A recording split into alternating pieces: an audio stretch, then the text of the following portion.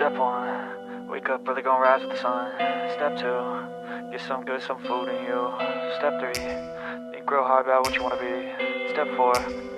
everybody just do your thing. Wake up, today's gonna be a good day. Wake up, today's gonna be a good day. Wake up, today's gonna be a good day. Wake up, today's gonna be a good day. Wake up,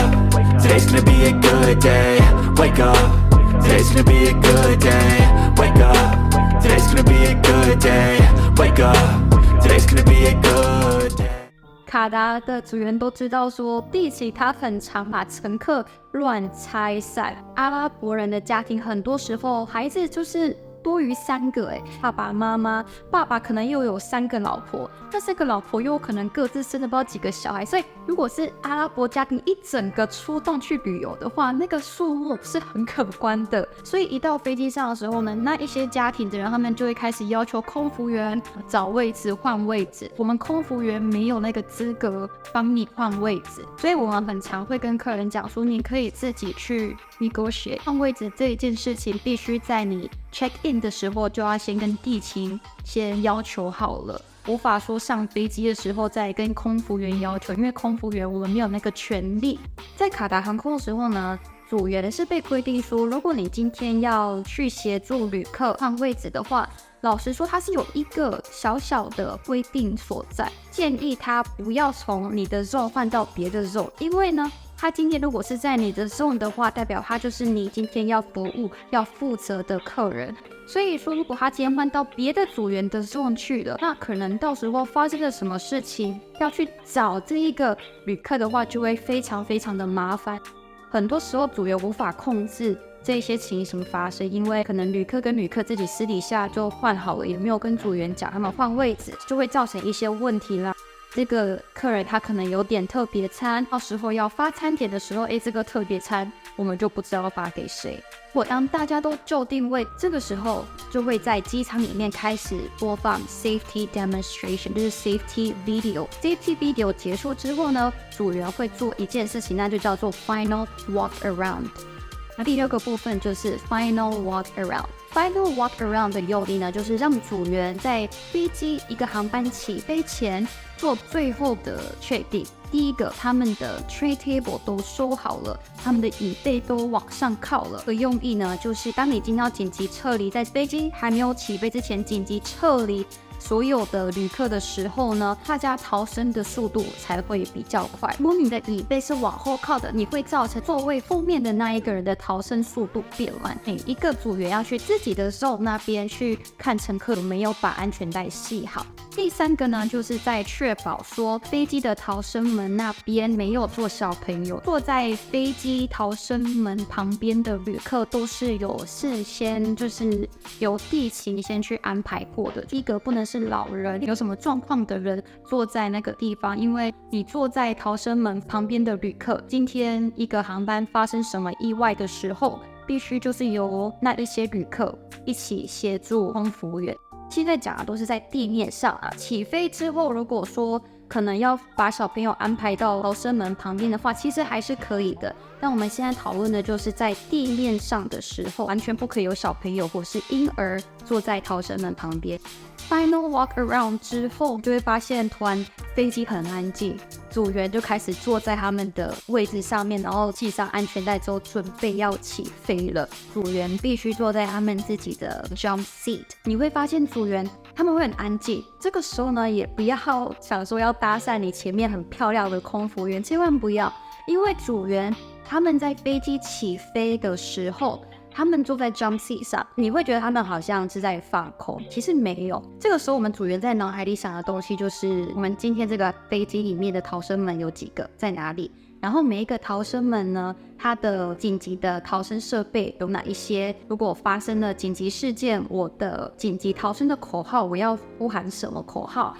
飞机爬到一定的高度之后，大家都会有一个感觉，就是我们飞机现在是稳定的在飞了，没有在爬坡了。然后这个时候呢，你会发现组员都还坐在他们的椅子上面。这个时候呢，有些人就会想说，都没有人在动，我趁这个时候去上厕所好了，就会离开座位。你一站起来的时候，你就会发现前面的组员跟你说，就像我刚刚跟各位介绍过，就是我们在 briefing 里面的时候，机长很多时候会跟组员说我们今天的飞行高度是多高嘛。那有时候我们飞机爬到那个高度的时候飞行，那爬到那个高度之后呢，因为 captains 他们还不知道说是不是有什么 turbulence 发生，所以 captains 还没有非常确定的时候，他不会 release 组员。那如果组员无法离开 jump seat 的话，代表乘客也没有办法离开他们的座位，因为这个还不是机长觉得最安全可以离开座位的时候。第7个 part 就是组员 release themselves， 就是组员可以开始起来走动了，组员就会从 jump seat 站起来，然后准备去做下一件事情。该服务客人的就要去服务，那该在厨房工作的人呢，就要赶快去厨房开始加热餐点。那这就是第7个部分。那我们现在就直接进到第8个部分。第8个部分呢，就是我们开始要做我们的 meal service 餐点服务流程。进行餐点服务流程的时候，就是代表那些餐点已经加热完毕了。要服务之前，你会突然听到乒乒锵锵很多声音，这样，因为我们组员那个时候就是在摆放餐点。那以卡达航空的摆放方式，就是必须说，我这次做了长荣航空，我有点惊讶，因为长荣航空它的组员的餐车上面，他没有把酒品摆出来，航龙的餐车上只有摆果汁、汽水这样子，还有水。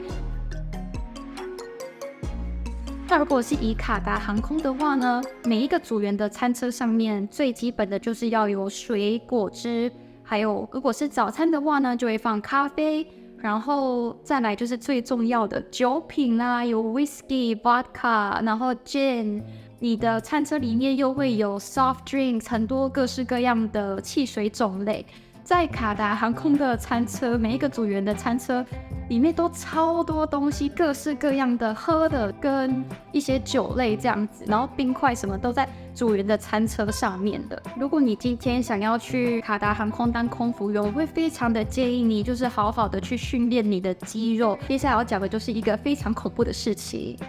卡达航空组员的餐车里面，那个餐车我们会叫做 meal cart。在每一个 cart 里面呢，会有刚刚讲的 soft drinks 的那个 drawer， 餐车上面会有摆酒类、水，然后跟面包。那剩下的地方就是摆乘客的餐盘跟飞机餐这样子。跟长荣不太一样的地方是，卡达航空一个组员必须负责一个餐车。如果看了我那个长荣航空的搭机经验的话，你会发现，长荣航空他们是2个组员负责1辆车。所以说，今天如果你是在卡达航空当空服员的话，你必须确保说你自己一个人是可以推得动那一台车的。那一台车非常的重，有时候我看到那一些瘦弱的女生，我算是亚洲人身形里面比较快的一个，我都有时候推的时候我会非常的小心了。但对于那些更瘦弱的女生来讲的话，她们有时候推的时候就非常的吃力。有时候 meal cart 它的轮子就是不听使唤会故障。我觉得卡达的空服员非常有挑战性，就是在于说你必须一个人负责一整辆车。第一个重量就很重了，第二个是你在服务的时候，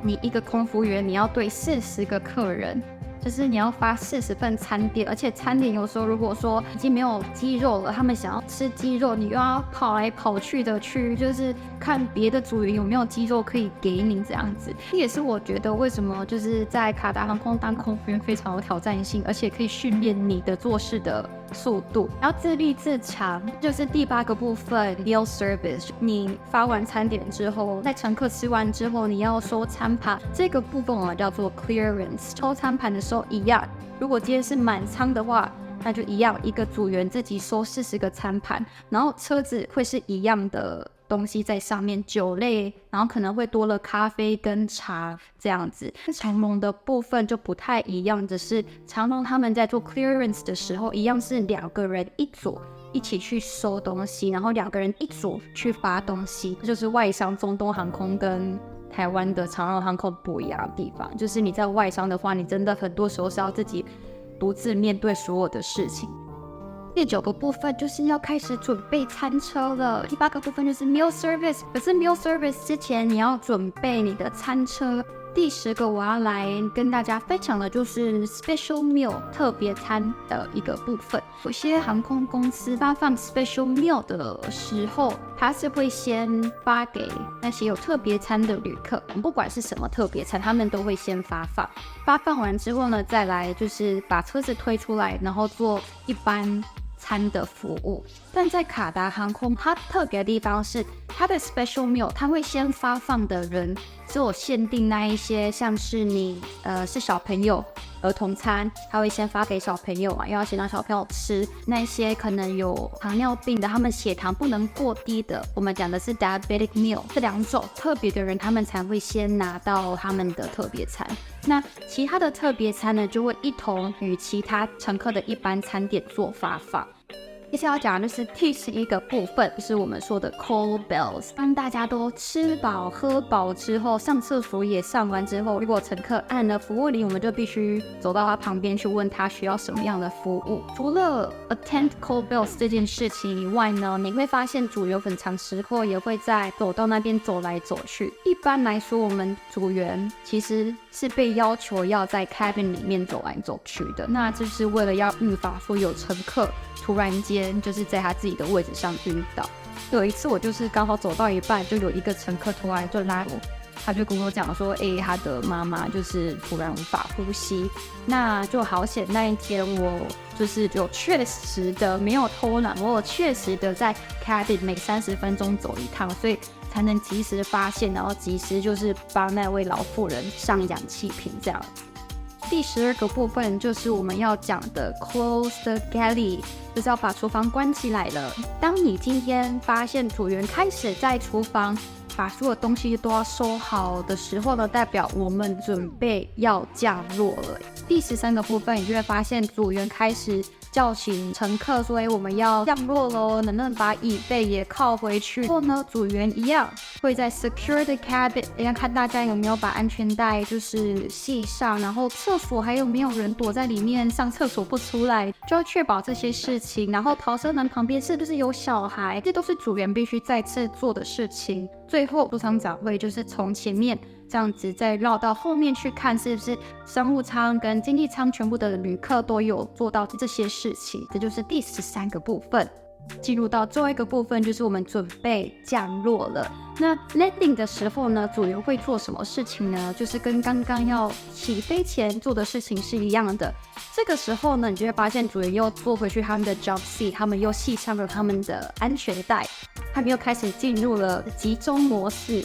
基本上这些14个小 parts 就是我们一个组员每一个航班都必须做这些部分。从你乘客还没有登机前，我们组员就其实要提早起来做准备了，然后到乘客 landing 之后，乘客下飞机。卡达航空有一个比较特别的地方是，有一些航空公司他们的组员的乘客下飞机之后，组员基本上就是包包什么都收好之后也可以跟着下飞机了。可是卡达航空的组员呢，比较特别是我们还要花多余的时间去乘客的位置，你自己负责的区域去收乘客的毛毯跟乘客的 headsets， 这就是卡达航空比较特别的部分。我觉得在卡达航空3年，有2年在经济舱，1年在商务舱，我觉得很辛苦，就是你做的事情非常的多，而且你的体力真的要非常的好，不然老实讲，你下飞机之后基本上很长你是没有力气的，因为你要做的事情太多了，而且卡达航空的班机很常是满班爆满的那一种。我觉得卡达是一个很好训练你做事能力跟做事速度的一个航空公司。但是要讲福利或者是能不能久待呢，还是要看你个人能不能接受这一些事情啦。所以今天这一部关于空服员必须在一个航班所做的事情就告一段落啊！非常感谢所有就是有观看我影片，然后有订阅我频道的大家。最近呢，因为我忙着在处理我接下来公司的事情，等一切都 settle down 之后，我再跟大家做分享。这边就不先透露跟大家说明了。那当然，我这边我也很想要了解的是，知道大家对于这个行业有怎样的疑虑。或者是有怎样的问题是你想要更加认识或想要跟我一起探讨的，都非常欢迎在影片留言处跟我做分享。希望下一集再跟大家见面，拜拜。I can't see the end, but we'll see it through.